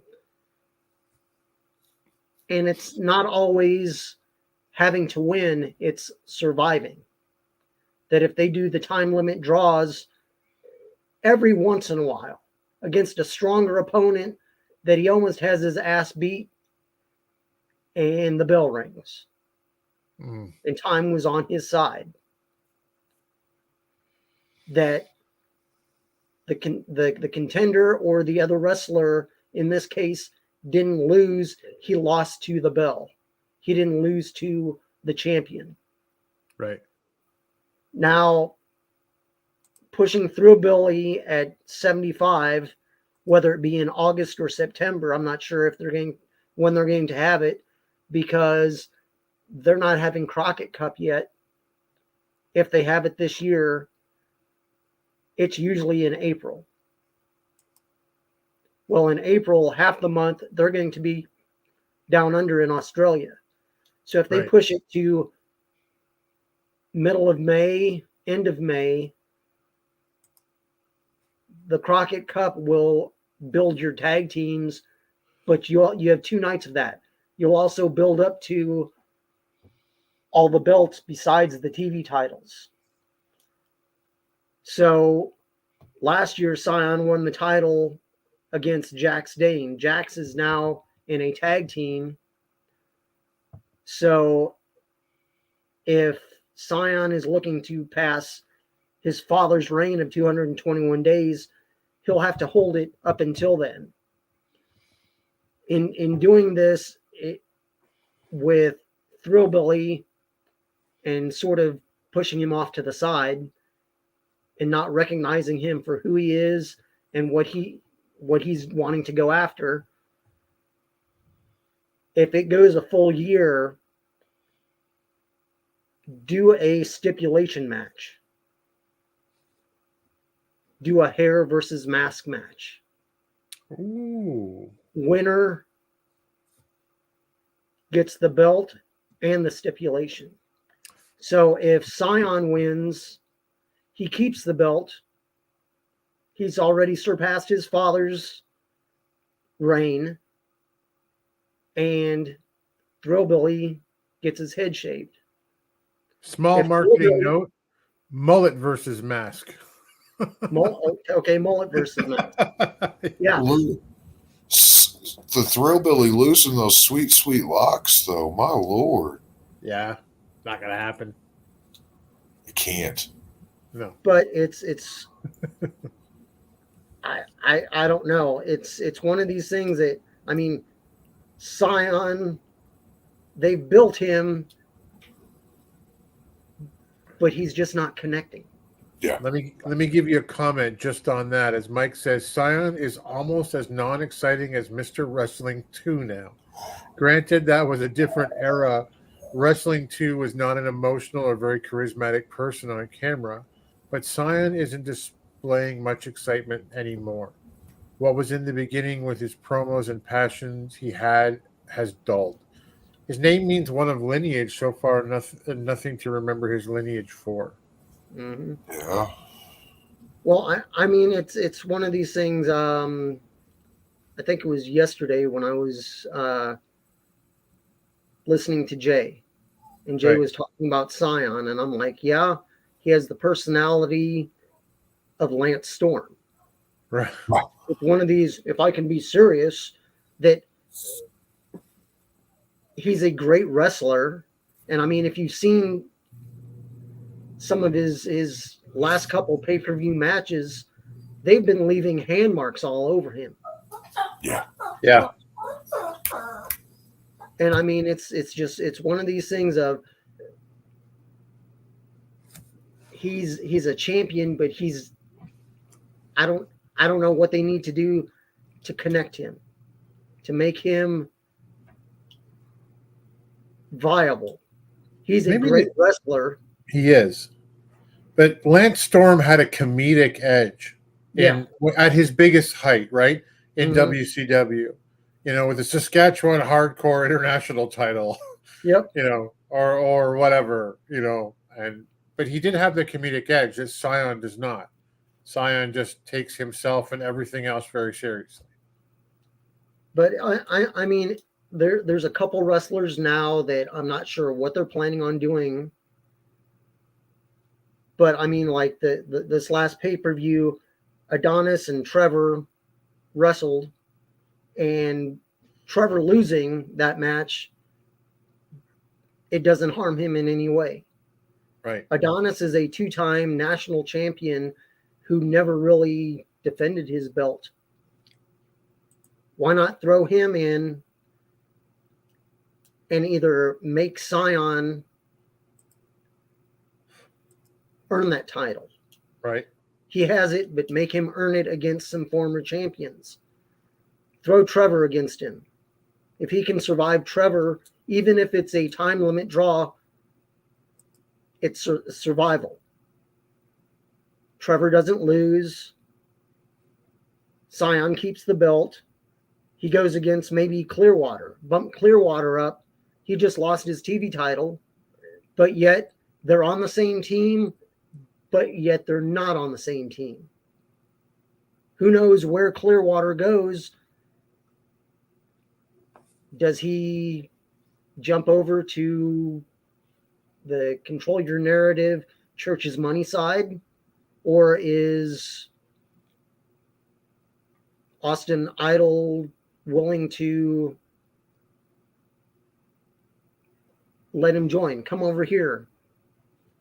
Join us. It's either if you don't join us, you're against us. Do you figure that that group splinters in the next couple of months and goes at each other? I mean, they almost have to. Yeah. I mean, it depends on what they're planning on doing with the titles that they have. But, I mean, they almost have to split to make everything make sense. Right. But, I mean, I do like that mullet versus mask. I mean, if they end up doing that, they could do that if they do Crockett Cup this year and they do it in May. That'd be fine. If they end up pushing it to 75, which would be late August, maybe early September. That's one of the things I wish that we had either a diagram or at least a layout of where and when they plan on doing things. Yeah, that would be. That if they're going to do, hey, these are our 4 major pay-per-views a year, and they're going to happen in these months. So we at least know what month. Then, we'll have a one-off, or we'll have this in between, and we'll have some TV tapings. Right. But they change it up, and we'll never know. Yeah. Hey, but, I mean, it's for what he's doing, he's doing a good job. Cyon is, but I'm just not seeing him connecting. I don't know how you guys feel, but I mean, when he wrestles, he does a good job.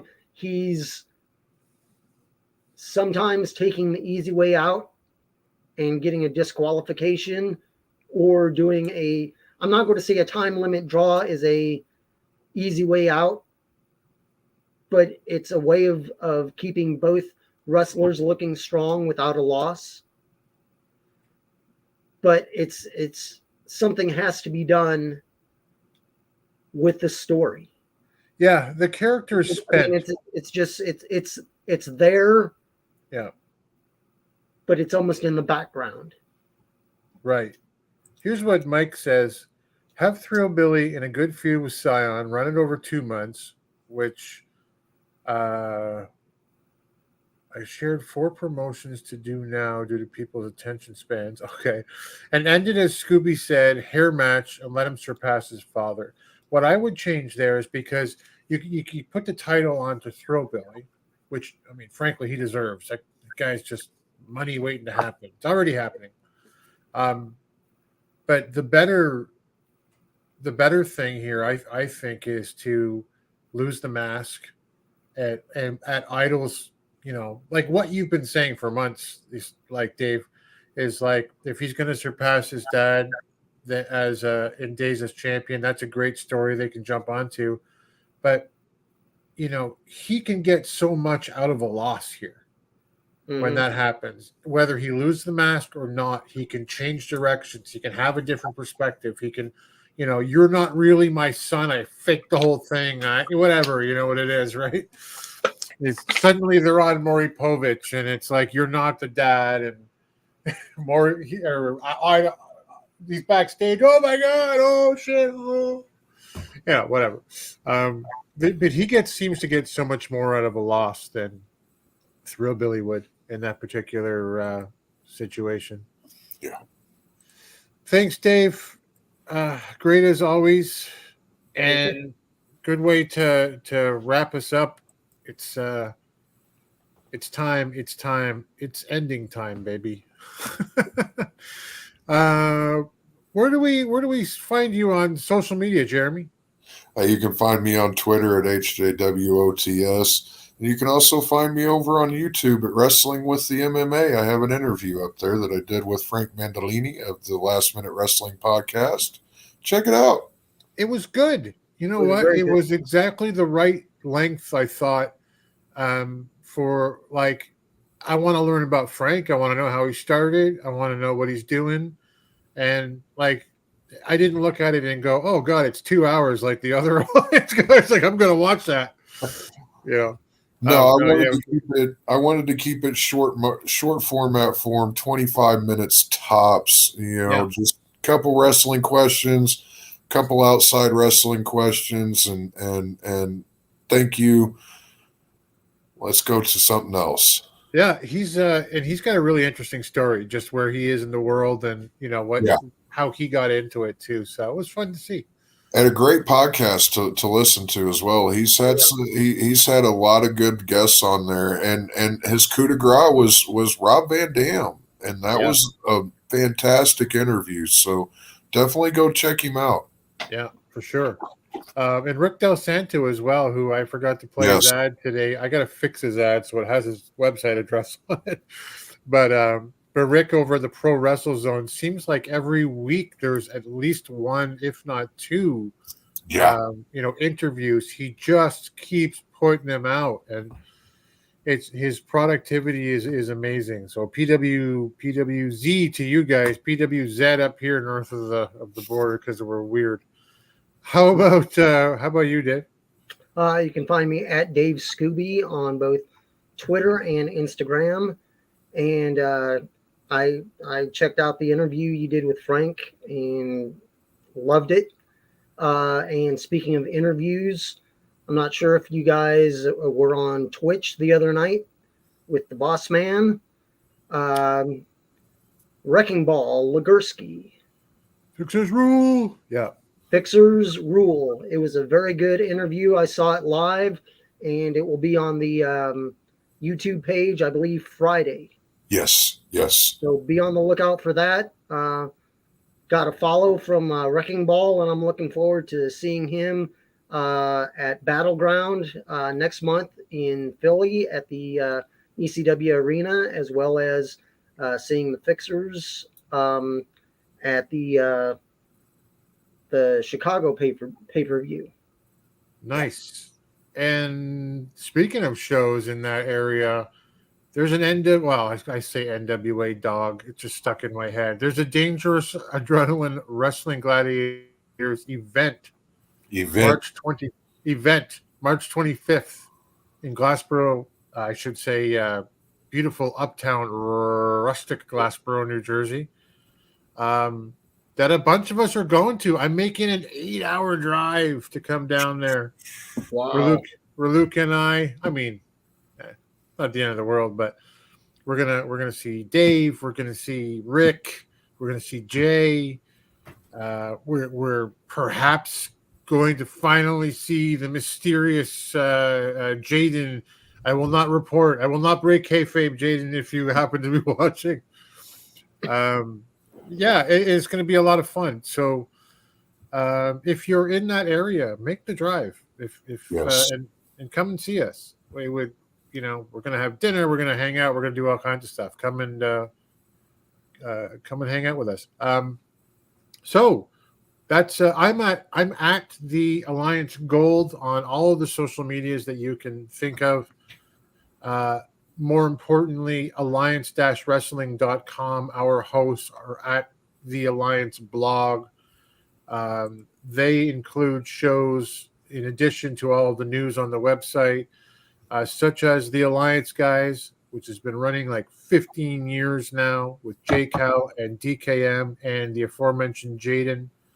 That is tomorrow night, 8 p.m. Eastern, 5 p.m. Pacific.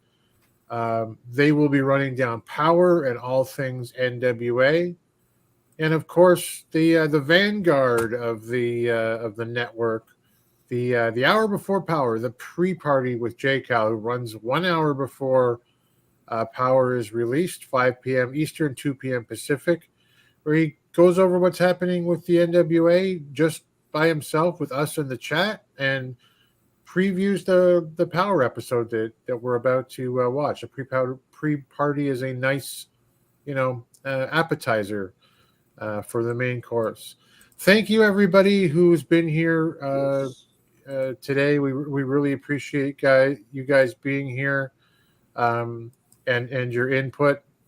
And until next time, we'll see you at the matches. Thanks for joining the stream. This has been a presentation of Alliance-Wrestling.com. We genuinely appreciate your support. Would you consider subscribing so you'll never miss a future episode? I'd also like to remind you we do a live stream every Tuesday at 5 p.m. before NWA Power. You can find us on social media at The Alliance Blog. And until next time, we are The Alliance.